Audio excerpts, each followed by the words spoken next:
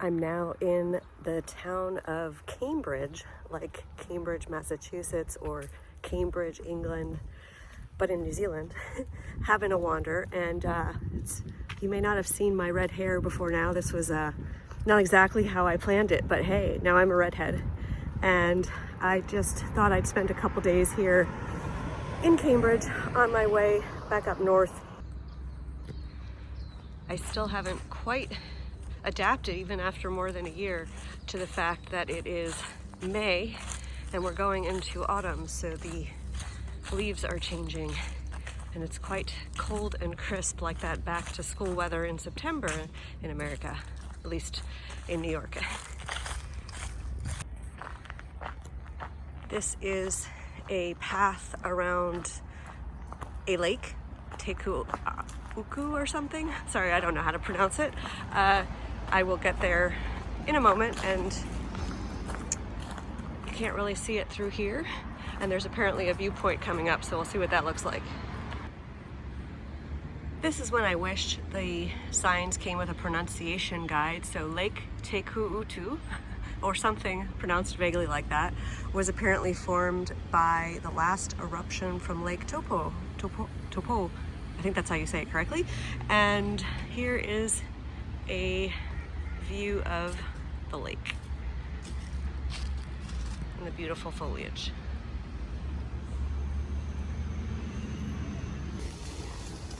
Looks like I just scared the ducks who I've come to visit at this lake. Oops.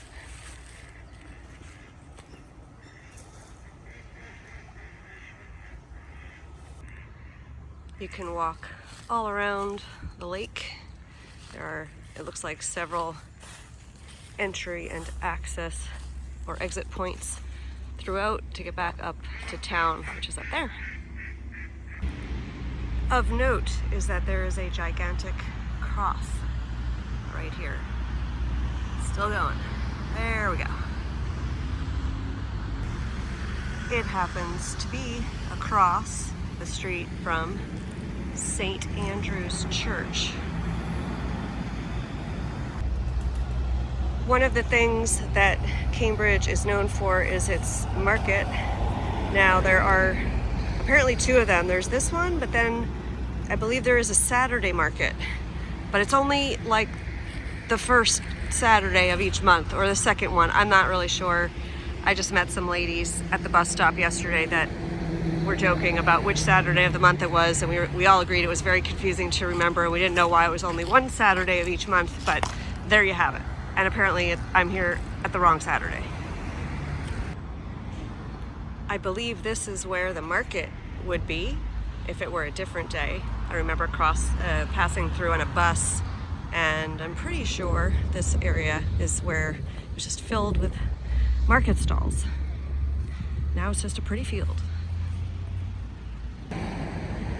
So this is the center of town, Clock Tower, and the town itself is another of those cute, laid out walking streets. Not too big, not too small. They definitely do hype up the English affiliation.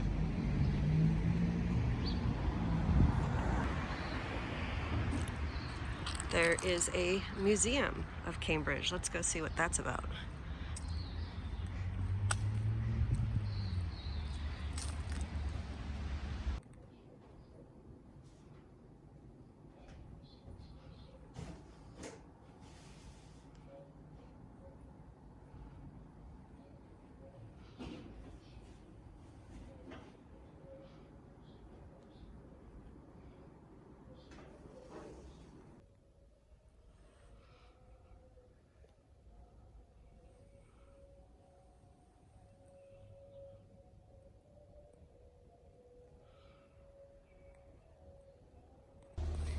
This is Duke Street, one of the, I believe, older streets.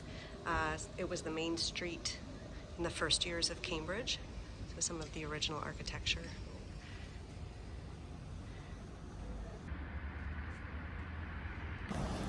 This used to be Chapel Street, but its name changed to Anzac Street in 1916, and apparently this hitching post here for horses is an original from an era when tying your horse up instead of parking your car was more common.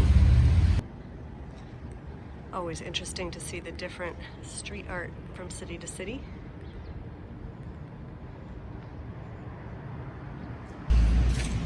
This apparently used to be a tea shop long ago.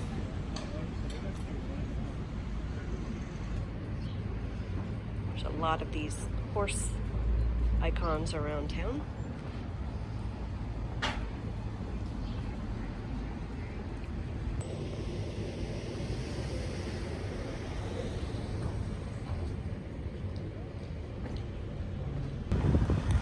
Well, this is a fun use of a British telephone booth.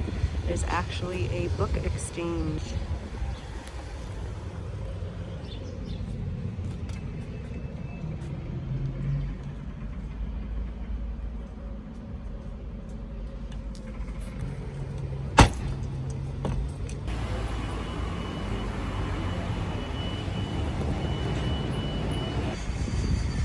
Well, there's an interesting fact.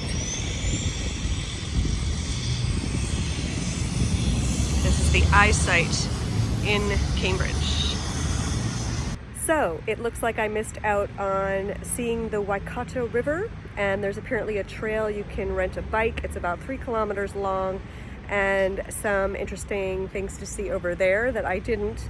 And there are also a few sites to see if you have a rental car, which of course I don't, around Cambridge. But I have found it to be a lovely town to spend a day walking around. There's some quaint little cafes and sites, and the horse tethering stations around that are really neat to see. So Cambridge is about 1 hour from Rotorua on the way to Auckland. I use the intercity bus to get here, very easy.